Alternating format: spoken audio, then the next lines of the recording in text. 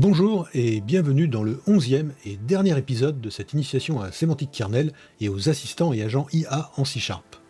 Aujourd'hui, le système de planification de Semantic Kernel. C'est un peu le clou du spectacle. Aujourd'hui, on va voir un certain nombre de choses. Le chargement de plugins en mode manuel, construire un plan manuel avec un enchaînement de fonctions, créer aussi un plan dynamique basé sur les mêmes plugins et comparer les avantages et les limites des deux approches. Jusqu'ici, nous avons souvent utilisé le chargement automatique des plugins à partir d'un dossier. Dans cet épisode, nous allons voir une autre méthode qui consiste à charger les plugins en manuel, puis les utiliser dans les plans de façon différente. Donc un plan manuel avec contrôle total, chaque étape est explicitement définie, et puis un plan dynamique, c'est Semantic Kernel qui choisit automatiquement quelle fonction exécuter à partir de la consigne. En réalité, il y a un certain nombre de morceaux de ce que nous allons voir aujourd'hui qu'on a déjà vu partiellement dans telle ou telle démo. Il s'agit aujourd'hui d'avoir une démo finale où toutes ces techniques sont regroupées en un seul point que l'on va discuter un peu plus en profondeur, notamment la notion de plan qui, elle, est nouvelle. Alors, l'initialisation du kernel, comme d'accoutumé, on commence par, bien sûr, ajouter le package de Semantic Kernel à notre application, et puis on va charger la clé d'API OpenAI ici, puisque c'est ça que j'utilise pour la démonstration, grâce à notre code API Keystore. Tout ça, on l'a vu dans les 10 démos précédentes. Ensuite, on construit le kernel en ajoutant un modèle. Ici, dans ces démos, j'utilise donc GPT-3.5 Turbo 11.6, qui est tout à fait suffisant. Comme vous avez pu vous en apercevoir, dans les démos précédentes, ça marche très bien, et il a l'avantage d'avoir un coût relativement faible. Pour ce qui est du chargement manuel des plugins, plutôt que import plugin from prompt directory par exemple, nous lisons les fichiers TXT et créons les fonctions avec kernel function factory.create from prompt. C'est ce qu'on voit en ce moment dans le code qui est affiché à l'écran dans le slide. On ajoute aussi notre plugin utilitaire C#, puisque là on est dans un plugin C# qu'on peut ajouter. On le voit dans la dernière ligne qui est kernel plugins.add assistant plugin. Ce plugin d'ailleurs expose une fonction qui est datefr. On a déjà vu cette fonction puisque j'ai utilisé la même comme modèle dans toutes les démos, qui renvoie la date au format français. Le plugin utilitaire, on voit le code de cette fonction native, donc pour le Semantic Kernel, marqué par ses attributs, ce qui permettra au kernel de le reconnaître. Après enregistrement, c'est pas automatique, il faut enregistrer le plugin, mais dans la classe utils plugin, les fonctions qui seront reconnues comme des fonctions natives sont celles qui seront marquées par l'attribut. À la fin de ces enregistrements, on balayera en fait les plugins qui sont contenus dans le kernel pour vérifier qu'on a bien enregistré tous nos plugins, que ce soit assistant salutation, assistant signature ou utils.datefr, qui sont donc les trois plugins. Un plan manuel dans Semantic Kernel, ça consiste à appeler explicitement chaque fonction dans l'ordre voulu. On a le code ici à l'écran, on va aller dans le véritable code puisqu'on va le faire tourner tout simplement pour le voir fonctionner, mais ici on a exactement ce qu'est un plan manuel. Un plan manuel, ça consiste à orchestrer soi-même l'ordre dans lequel on appelle des fonctions. C'est des choses, comme je le disais tout à l'heure, qu'on a éventuellement vues par bribes dans certaines démos précédentes, mais aujourd'hui, on va faire le point sur tout ça. C'est le point d'orgue de cette initiation. Donc, on a salutation, qui est kernel plugin get function, puisqu'elle a déjà été enregistrée, donc on va la chercher par ses noms, donc le nom du plugin et puis le nom de la fonction. Pareil pour la fonction date, qui va être kernel plugins get function utils datefr, et puis la signature, qui est un autre plugin sémantique, kernel plugins get function assistant signature. On va les appeler les unes après les autres. Ici, on va appeler salutation result, qui est un invoke async de salutation, pareil pour date result, pareil pour signature result. Et puis à la fin, on construit notre message de façon assez classique. Ici, c'est une concaténation, c'est pas forcément ce qu'il y a de plus intelligent. On pourrait exécuter, comme dans notre générateur de mail, une fonction sémantique qui demande à une IA de construire un texte cohérent à partir de toutes ces fonctions-là, et de même qu'on pourrait utiliser des prompt templating pour avoir des variables d'entrée en disant celles qui sont indispensables, celles qui ne le sont pas, etc., etc. En tout cas, ça, c'est le principe d'un plan manuel, c'est quelque chose qu'on a vu d'une façon ou d'une autre, et c'est pas le plus extraordinaire dans Semantic Kernel. Par contre, c'est excessivement pratique, parce qu'on a beaucoup de cas où on a besoin d'exécuter des choses dans un ordre assez précis, parce qu'on a besoin de quelque chose de tout à fait prédictible, et c'est une façon de travailler qui est bien évidemment tout à fait valide. Maintenant, on va voir ce que c'est qu'un plan dynamique. Alors le plan dynamique, ça utilise en fait l'invoke prompt async, donc on va invoquer le prompt, et puis on va avoir fonction choice behavior qui va être en automatique. Ça, c'est très important. Donc on va avoir des prompt execution settings, soit spécifiques à OpenAI ou soit des génériques de sémantique kernel, et là-dedans, on a function choice behavior, qui est donc la façon de choisir les fonctions. On a plusieurs possibilités. Le mieux en général, c'est de le laisser en automatique. Ça permet à sémantique kernel de décider comment il va appeler les fonctions qui sont à l'intérieur de nos plugins pour les adapter au prompt qu'on va lui passer. On voit ici le résultat, donc on invoque le prompt, préparer un message d'accueil avec la date du jour, et comme on lui passe les execution settings, qu'on vient de préciser au niveau du choix des fonctions, eh bien il va essayer de comprendre avec intelligence que là-dedans, on a un message d'accueil. Donc un message d'accueil, ça peut vouloir dire de dire bonjour, de mettre une signature, et puis avec la date du jour, bon, il va chercher, et bien évidemment, il s'avère qu'on a les trois fonctions. On a une fonction qui dit bonjour, on a une fonction qui fait la signature, et on a une fonction qui donne la date du jour. On va le voir en détail dans le code, mais vous comprenez le principe, et vous voyez que l'invocation est extrêmement simple. Une fois qu'on a défini ces plugins, qu'on les a enregistrés, qui sont bien documentés, donc avec des noms corrects, une description, on peut envoyer des prompts, ça va fonctionner tout seul. La seule chose à pas oublier, c'est le function choice behavior. Si vous ne mettez pas ça, ça ne marchera pas. Si on compare les deux modes, dans le plan manuel, on a quelque chose d'un peu plus verbeux, puisqu'on appelle chaque fonction, on va les chercher, etc., etc. Mais on a un contrôle total de l'ordre et du contenu dans lequel les fonctions sont exécutées. Quand on utilise un plan dynamique, comme ce qu'on vient de voir exactement à l'instant, c'est quelque chose d'extrêmement souple, hein, on l'a vu, en un seul prompt, on va avoir des fonctions qui vont se retrouver à être appelées alors qu'on n'a rien demandé et que c'est l'IA qui va décider. C'est bien plus souple, c'est beaucoup plus adaptatif, on va dire. Il y a moins de code, on l'a vu, et ça dépend des choix du moteur LLM. Donc il y a quelque part une part un peu de mystère, c'est-à-dire que quand on a trois pauvres fonctions et que le prompt est écrit exprès pour appeler ces trois fonctions, c'est sûr que c'est assez prédictif.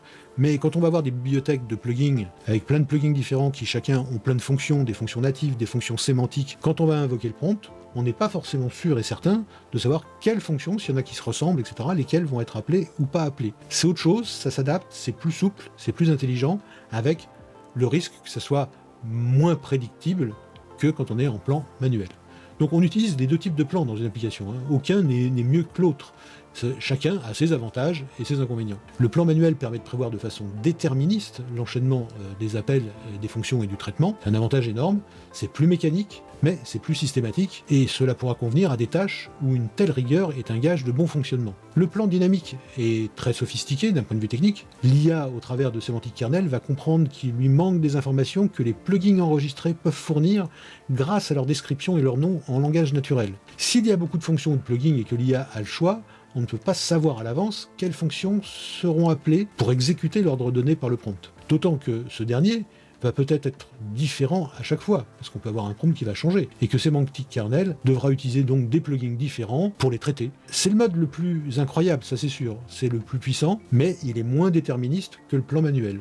Donc selon les exigences de la tâche à réaliser, par exemple fonctionnement plus systématique ou au contraire fonctionnement plus souple, on choisira d'utiliser soit le plan manuel, soit le plan sémantique tout simplement. Alors maintenant, voyons dans le code réel et à l'œuvre tout ce qu'on vient de dire maintenant. Vous l'avez attendu, vous le méritez. Eh bien, il est temps de passer rapidement à l'analyse du programme avant de le lancer.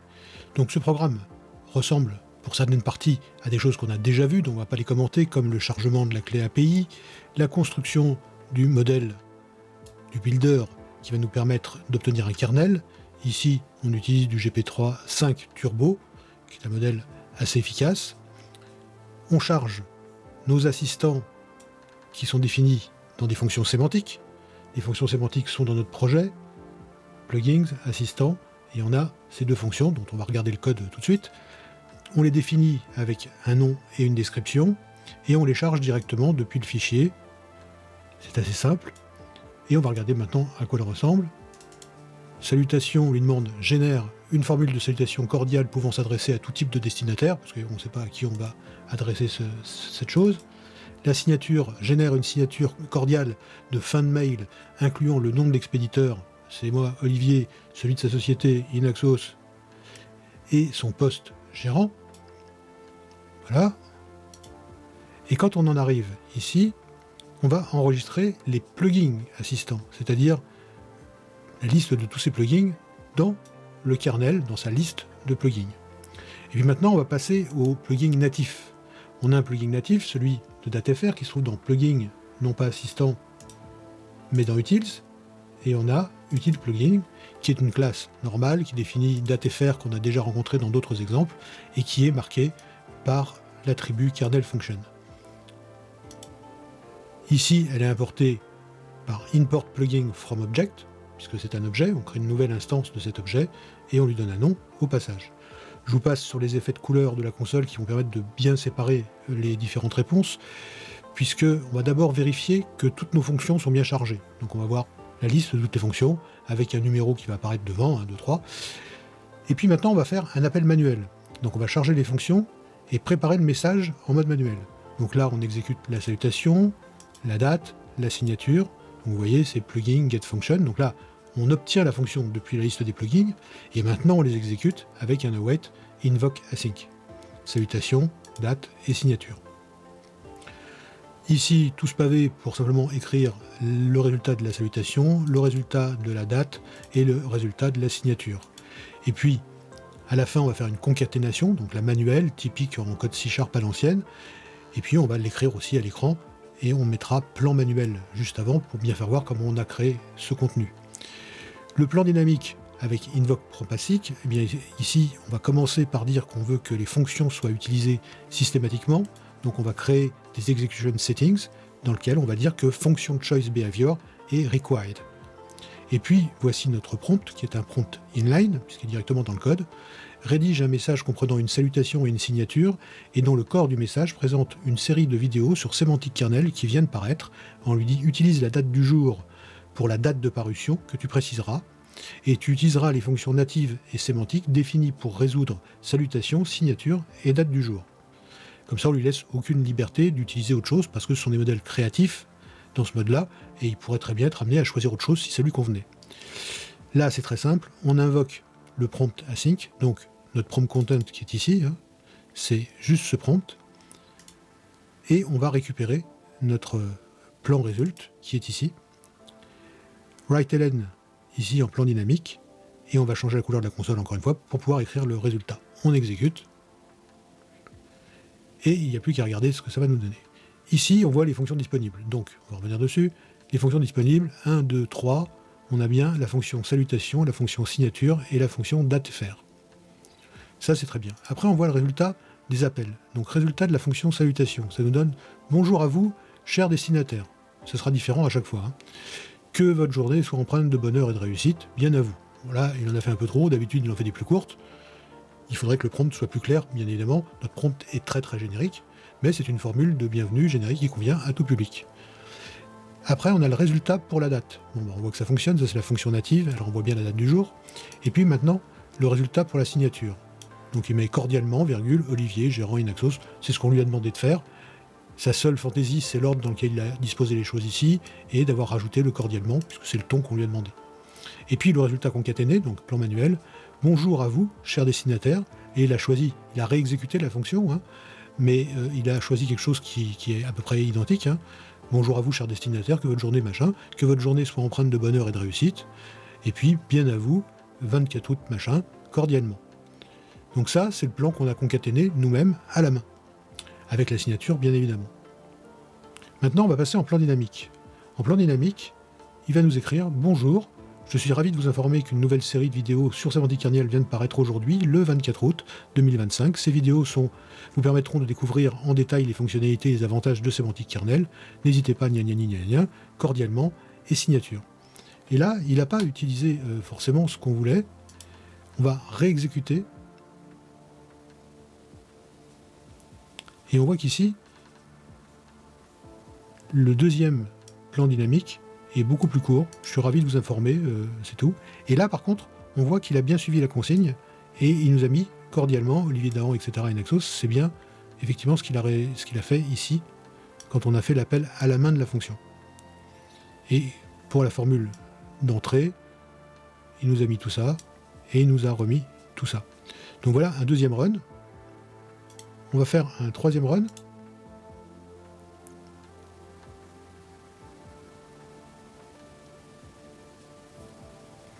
Donc, bonjour, j'espère que vous allez bien, on est dans le plan dynamique. Alors ça n'a rien à voir avec ici. Bonjour et bonne journée à vous. Là, il a réévalué la fonction. Bonjour, j'espère que vous allez bien. Et il a bien suivi la consigne aussi pour mettre le cordialement Olivier, etc. Donc ça, c'est bien ce qui s'est passé quand on a fait l'appel à la main. Mais vous voyez que le texte qui est au milieu, je suis ravi de vous informer d'une nouvelle. Ça parle toujours de la même chose, puisqu'on lui a demandé de le faire, mais la date a bien été prise de notre plugin, et n'hésitez pas, etc. Mais le contenu change un peu, parce que bien évidemment, on lui donne des consignes qui sont très très larges et très très floues. En plus, il n'y a pas de contexte, il n'y a rien du tout. Alors, pourquoi j'ai exécuté 3 fois? Pour vous faire voir que quand on est en mode manuel, on a toujours la même chose.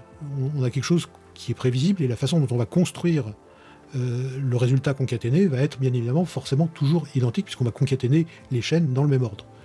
Par contre, on s'est aperçu que quand on demandait le plan dynamique, il y a certaines fois où il a changé la formule là-haut, des fois il n'a pas utilisé notre formule de fin de courrier, en fait, et puis le plus souvent, 2 fois sur 3, il a bien utilisé cette formule à la fin, et il a utilisé la bonne formule au départ.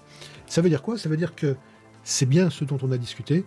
Les plans statiques, les plans manuels, sont des plans qui permettent d'avoir une grande prédictibilité sur le résultat final. C'est un peu plus déterministe, même beaucoup plus. La partie qui est générée ne l'est pas forcément, mais le plan dans son ensemble et son enchaînement est totalement déterministe, puisque ça va être des concaténations C#, etc., qui ne changeront pas d'un run à un autre. Alors que quand on est dans le mode dynamique, on voit que bien qu'on lui fournisse des fonctions, des plugins, etc., il a quand même une certaine liberté de choix, et des fois il va utiliser, des fois il ne va pas utiliser, mais ce qui est important, c'est qu'à chaque fois, il aura fait le boulot qu'on lui a demandé. À la limite, qu'il mette autre chose que la formule « Bonjour, j'espère que vous allez bien » ou qu'il mette autre chose, l'essentiel c'est qu'il ait bien mis une salutation, et puis qu'il ait mis à la fin le nom et l'adresse de l'expéditeur. On pourrait aussi utiliser des variables à l'intérieur de notre prompt, bien qu'il soit dynamique. Par exemple, la date serait changée automatiquement, il verrait que c'est la date du jour, mais pour ce qui est des signatures, etc., on pourrait très bien utiliser des variables pour être sûr de réexploiter des données qu'on a déjà générées, par exemple, manuellement avant. Bref, ce que je voulais, c'est que vous voyez bien la nuance entre ces deux modes de fonctionnement, entre un plan manuel qui est plus déterministe et un plan dynamique dans lequel nos consignes sont importantes, sont écoutées, mais dans laquelle l'IA va avoir un certain nombre de degrés de liberté et elle va changer plus ou moins le contenu en fonction de ce qui lui semble le plus approprié à ce moment-là. Il est clair que plus votre prompt est précis, plus il y a du contexte qui est précisé, etc., plus ça fera exactement ce que vous voulez. Mais toujours avec une petite liberté dans le mode dynamique qu'on n'a pas quand on est en mode directement manuel. Voilà, donc ça, c'était très important. Et nous voici sur le dernier slide, ou l'avant-dernier, parce qu'il y en aura un autre juste après, on va voir pourquoi. Dans cet épisode, nous avons appris quoi? Eh bien écoutez, la liste est à l'écran, vous savez lire, on va laisser passer cet écran-là, on va aller à celui-ci, et voilà. Quelles sont les pistes pour aller plus loin avec Semantic Kernel? Parce que voilà, et après. Alors il y a plein de choses qu'on peut voir, donc la première chose, c'est déjà, félicitations, vous êtes arrivé au bout de cette initiation à Semantic Kernel. C'est pas grand-chose, c'est peu, mais c'est énorme. Et en 11 épisodes, nous avons posé ensemble les bases pour comprendre et utiliser Semantic Kernel dans vos projets C#, ou en tout cas être capable de savoir ce que vous pouvez en attendre et de voir comment collaborer avec des gens comme moi qui pourront vous apporter un véritable support pour mettre en place ça dans votre entreprise. Mais ce que nous avons vu ici n'est qu'un début. C'est pour ça que je dis que de toute façon, vous aurez besoin, certainement, si vous voulez aller plus loin, d'un petit coup de pouce. C'est qu'une initiation, c'est un pied à l'étrier. C'est pas un doctorat qu'on a passé. Semantic Kernel ouvre la porte à des usages qui sont bien plus avancés que ceux qu'on a vus encore. Par exemple, les embeddings. On n'en a pas parlé parce que ça ne serait pas possible dans ces 11 épisodes, mais ça consiste à transformer du texte en vecteur, là aussi ça demanderait à vous expliquer ce que c'est des suites de chiffres on va dire, pour effectuer de la recherche sémantique sur vos documents et vos données. C'est véritablement essentiel, c'est ce qui va permettre à votre entreprise de manipuler ses propres documents, ses propres PDF, ses propres docx et tout ça, sans les partager d'ailleurs et sans les envoyer à OpenAI ou à quelqu'un d'autre, en les traitant en local, en les stockant dans des bases de données vectorielles, comme Qdrant, comme Milvus, comme Pinecone, etc., qui permettent de stocker des données sémantiques et qui ont un langage d'interrogation qui permet d'interroger sémantiquement la base de données. Donc on a déjà une interrogation qui est sémantique sur la base de données. Elle nous retourne un résultat avec généralement les extraits de texte originaux qu'on a conservés avec les vecteurs, et ça permet de le donner à l'IA après pour travailler, fabriquer une réponse. C'est quelque chose d'essentiel. Donc Semantic Kernel sait se connecter à ce type de base de données, bien évidemment, pour fabriquer des réponses portant sur des données privées de l'entreprise, sans besoin qu'elles soient partagées avec un fournisseur d'IA ou un cloud lointain. Donc ça, c'est vraiment excessivement important, et c'est important de le souligner, bien évidemment. Et puis, il y a les LLM locaux, exécuter vos prompts entièrement en local, sans dépendre du cloud. La sécurité, la souveraineté des traitements et des données, c'est une préoccupation majeure, surtout chez nous en Europe. Semantic Kernel permet de travailler avec des LLM locaux qui vous offrent une totale liberté et une protection maximale de vos données et de vos process métiers. On a par exemple des LLM comme Ollama, GPT-4All, Mistral, etc., qui sont des moteurs LLM qu'on va pouvoir installer en local sur sa machine, enfin sur un serveur bien dimensionné quand même, et on va pouvoir les faire tourner. Et tout ce qu'on a fait depuis le début de ces 11 épisodes, au lieu d'appeler l'API d'OpenAI, on pourrait le faire en appelant tout simplement l'instance d'Ollama qui est installée sur un serveur dans notre entreprise. Et à ce moment-là, plus rien ne sortira de notre entreprise, tout sera sous contrôle. De même que pour fabriquer les fameux embeddings, donc il faut processer le texte pour en fabriquer des vecteurs et après le stocker dans Qdrant ou autre chose, cette étape-là demande à comprendre le texte pour fabriquer un vecteur qui correspond à ce texte. Il y a des API chez OpenAI notamment et chez les autres qui permettent de le faire. Alors, d'une part, ça coûte de l'argent, si c'est des grandes quantités de texte, ça peut être assez coûteux, mais il y a surtout le fait qu'on est obligé de leur envoyer quand même le texte morceau par morceau pour qu'ils puissent le vectoriser. Si on n'a pas confiance, je veux dire, le problème est toujours le même, on peut avoir tout en local, mais si on a fabriqué ces données sensibles, on a fabriqué les embeddings en distant, on a le problème. Il existe, avec Hugging Face, avec d'autres solutions, des moyens, bien évidemment, de générer en local les fameux embeddings. Et là, on peut avoir une solution 100% locale, ou un mix, par exemple, on génère les embeddings en local, comme ça tous les documents privés de l'entreprise sont traités en privé et en local, et après on fait les requêtes, je veux dire, au LLM qu'on a choisi. Et puis, par exemple, il y a le traitement des documents volumineux, donc dans le même genre de problématiques. Par exemple, analyser des bases entières, des tas de PDF, des emails. Une fois qu'ils sont vectorisés, c'est ce qui peut aussi se faire avec des outils donc locaux, comme je le disais. Semantic Kernel vous permettra de traiter toutes ces informations, du support client automatisé à du secrétariat intelligent automatisé, ou toute autre activité qui réclame de processer, de traiter vos données, mais avec des algorithmes intelligents que le meilleur code C# ne pourra jamais atteindre. Et puis on a des agents autonomes.